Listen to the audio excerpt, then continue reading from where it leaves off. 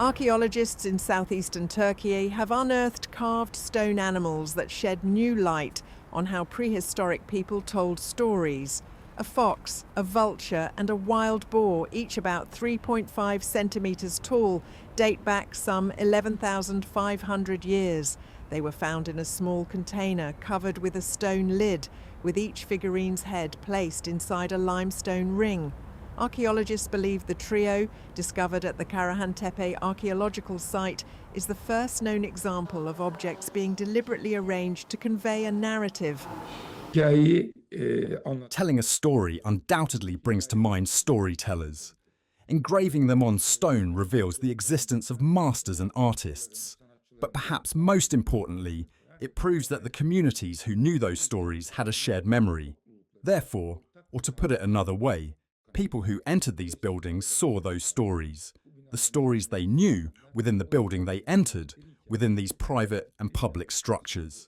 Undoubtedly, the most important outcome of this method is perhaps that, assuming that a new order of life, or rather a new social order, sedentism, that replaced the hunter-gatherer-wanderer lifestyle that had continued for millions of years, gave rise to a new social order. We can assume that these narratives must contain the social context that bind people together in that space and hold them together in settlements. While we are familiar with all of this, as I mentioned earlier, this is the first time we've encountered such a narrative in a three-dimensional version. Unearthed late last year, the artefacts are now on display for the first time at the presidential complex in Turkey's capital, Ankara, alongside other items found at Karahantepe, which dates back to 9,500 BC. The discovery highlights the sophistication of prehistoric art.